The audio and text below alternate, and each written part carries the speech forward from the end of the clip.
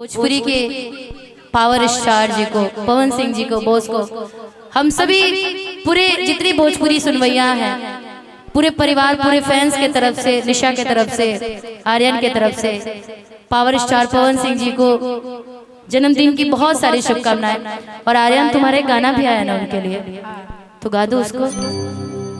बधाई हम लोग यहीं से दे दिया जाए, क्योंकि हम लोग पहुंच नहीं पाए आज लखनऊ, क्योंकि हम लोग का कार्यक्रम था, लेकिन फिर भी हम लोग अपने गाने के माध्यम से पवन सिंह जी को यहीं से हम लोग अपने बर्थडे का विश कर दिया जाए। हाँ।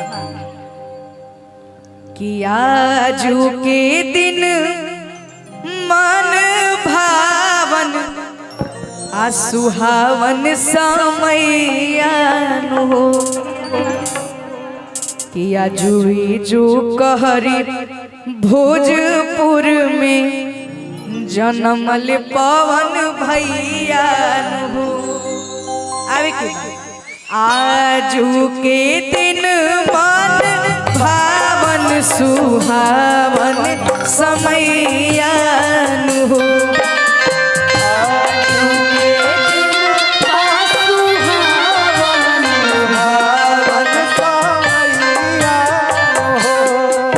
अरे आजू के दिन मन भावन सुहावन समैयान हो। आजू जो कहरी भोजपुर में जन्मल पवन भैयान हो। आजू जो भोजपुर में जन्मल पवन भैया।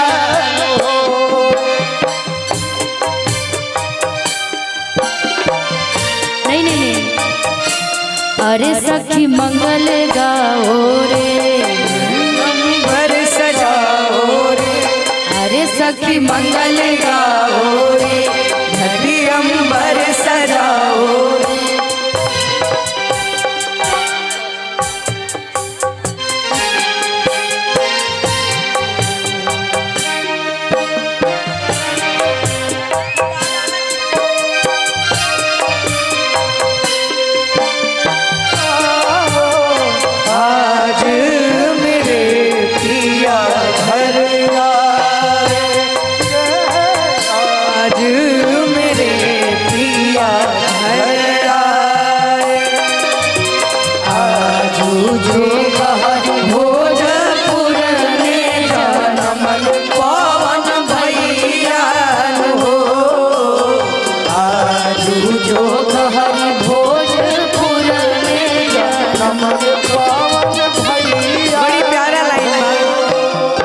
दुआरा बैठी चाचा हो अजीत चाचा, खूबे रुपया लुटावेले हो। दुआरा बैठी चाचा हो अजीत चाचा, खूबे धनवा लुटावेले हो। और का आमा की खुशी के ठिकाना नहीं थे, मंगल गीतिया गावेले हो। देखो देखो मंगल गीतिया गावेले हो। दुआरा बैठी चाचा हो सौरभ चाचा, खूबे धनवा लुटावेले हो। शादी की खुशी के ठिकाना नहीं के, मंगल गाना बाई गावेले हो। और का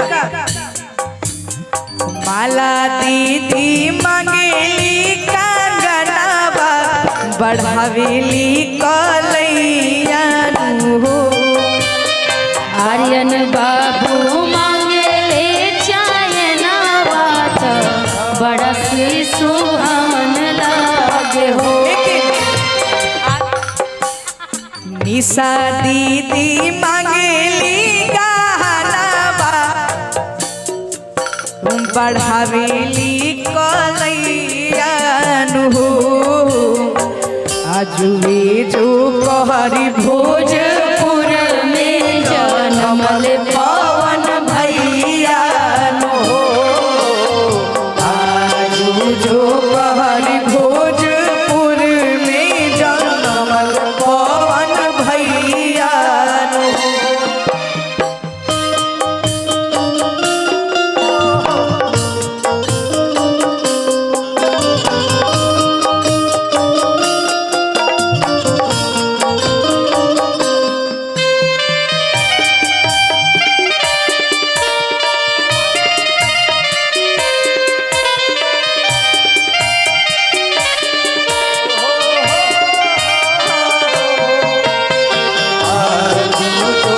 हरि भोजपुर में जनमल पवन भैया हो आजू जो भोजपुर में जनमल पवन भैया। कहे के बता हर साल 5 जनवरी की लुगवा खुशियाँ मनावेला हो। हर साल 5 जनवरी लोगवा खुशियाँ मनावेला हो। लमहरी उमिरिया गंगा मैया दे हस आरे अनवा गीतिया गावेला हो।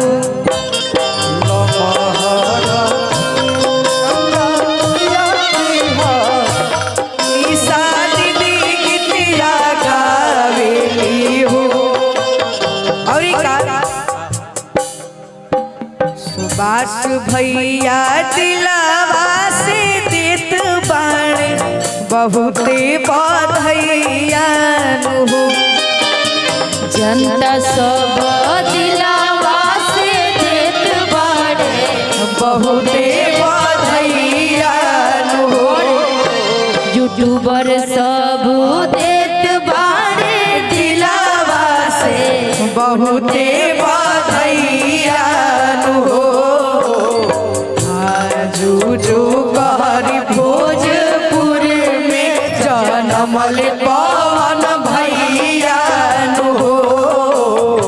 आजू जो कहरी भोजपुर में जनमल पवन भैया नु। आज जो भोजपुर में जनमल पवन भैया नु। आजू जो कहरी भोजपुर पवन भैया नु। कि आज जो कहर